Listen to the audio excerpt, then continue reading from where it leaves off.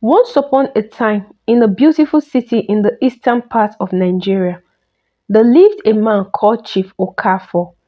He was a very wealthy businessman as well as generous to people. He was married to Oriako and they had two children named Ugo and Olamma.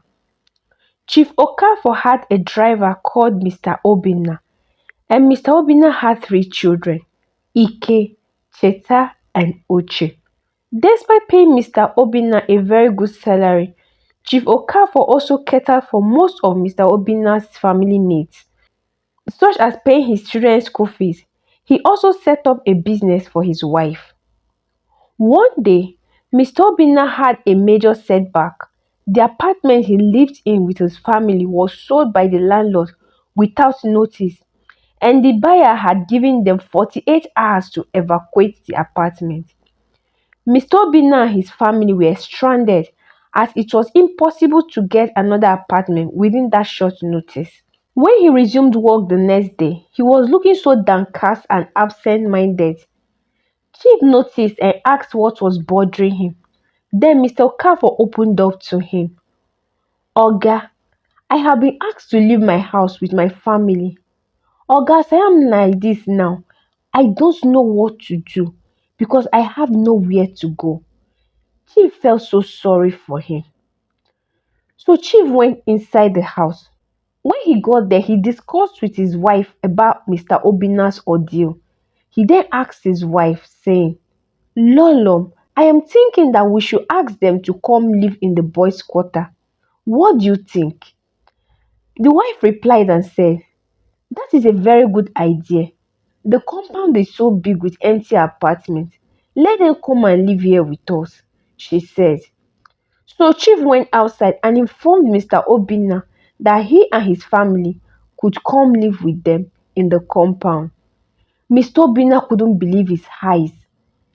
Oga, what did you just say? Are you for real? Huh, God bless you, sir. God will continue to bless you for me. I will never disappoint you, sir. You and your family will never ever regret for helping us, Mr. Obinna said. Chief even told him that all they needed to bring was just their clothing, as every other household were already in the boys' quarters. So that night, Mr. Obinna and his family moved into Chief's compound. Despite the social and economic differences, the Okafor's family related to the Obinnas with so much respect and kindness, creating a bond that transcended their roles. From the day Mr. Obinna moved in with his family, Chief's son Ugo and Mr. Obinna's son Ike became friends. Both were the same age. They did everything together, like playing, studying, and among other activities. Their friendship bond was so strong, so Chief decided that Ike should join Ugo in his school. This made both of them so happy as it further strengthened their bond.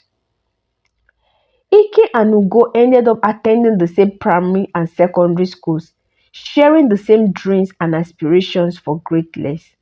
Ugo was a vibrant and intelligent young man with a natural charm that endeared him to everyone he met. Ikem equally was intelligent but was more reserved. He always admired Ugo's ease with people and secretly wished he could be more like him. Despite their differences, their friendship was solid, built on years of shared experiences and mutual respect. After graduating from secondary school, Chief Okafor decided to send both Ugo and Ikem abroad for their university education. It was a decision that filled both families with excitement and hope for the future. So applications were sent to different prestigious universities and the wait began. One sunny afternoon, the long-awaited news arrived. Ugom's admission letter from a top university abroad came through. The entire household erupted in joy, celebrating Ugom's achievement. However, Ikem's admission status remained uncertain. Days turned into weeks, and Ike's anxiety grew. He felt a mixture of happiness for his friend and deep-seated jealousy. Why was Ugo always the lucky one? He said to himself one day while he sat in his room. Ugum had everything good in life. Things come to him so easily. Why? So Ugum will travel out, study, then he will come back here. Then me, Ike, will probably start working for him and be calling him sir, just as my father is doing to his father. No, no, no, never. If I can't travel abroad, Ugum won't travel either, he said angrily. One evening, Ike suggested that they celebrate Ugo's admission at a club. Ugum, being the ever good-natured friend, agreed and they drove to one of their favorite clubs in town. While at the club, both of them laughed and reminisced about their childhood. Then they made toasts to the future. Amidst the merriment, Ike secretly slipped a sedative into Ugo's drink. As Ugo took some sips, he started feeling unusually dizzy. So he suggested that they go back home. When they got home, it was so late in the night. Ugo was still feeling unusually dizzy. Then Ike suggested that they take a dip in the swimming pool. As Ugo swam, the sedative took its toll and he struggled to stay afloat. Rather than saving him, Ike pulled him more into the water and he watched with satisfaction as Ugo sank beneath the water surface. The next morning, the whole compound was engulfed in chaos. Ugo's lifeless body was found floating in the pool, and the entire household was thrown into mourning. Chief Okafor and his wife were inconsolable. Their only son gone just like that. Ike's parents, who were unaware of their son's role in the tragedy, offered their condolences with their hearts heavy with sorrow. As days passed into weeks, the grief-stricken household slowly began to adjust to life without Ugo. It was during this period that Ike's letter finally arrived. The reason for the delay was because Ugo's admission was based on priority, as Chief Okafor, his father, was an alumni of the university, so Ugo was considered first before Ike. Everyone was happy for Ike. Chief Okafor, despite his loss, assured that he would foot all Ike's bills until he graduates. Instead of joy, Ike was overwhelmed with guilt. The weight of his action crushed him, and he knew he could not continue living a lie. Should I come clean?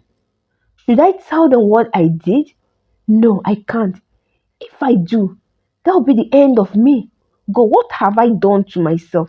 See where jealousy has landed me. Hey God, what do I do? Ike said to himself. One night, Ike left a note to his parents, explaining his deep remorse and his inability to face Ugo's family or his. He left behind his visa, his admission letter, and disappeared into the night. His parents were devastated, unable to comprehend the of their son's torment. They tried looking for him, but all was to no avail. Until date, no one knows where Ike is. No one knows whether he's still alive or not. Moral of the story: be very careful who you draw close to you. Also, remember that in your time of celebration, that is when you should be very, very careful. That is when you should be at alert the most, because not everyone who is celebrating with you is actually happy for you. Hello guys, thank you so much for watching to this extent. I hope you enjoyed the story. Thank you so much. I would love to learn what you also learned from the story. Kindly drop in the comment section, like and share this video. And please, if you've not subscribed to this channel, please don't go without subscribing. Help my little channel to grow. Thank you so much. Until our next video, bye bye.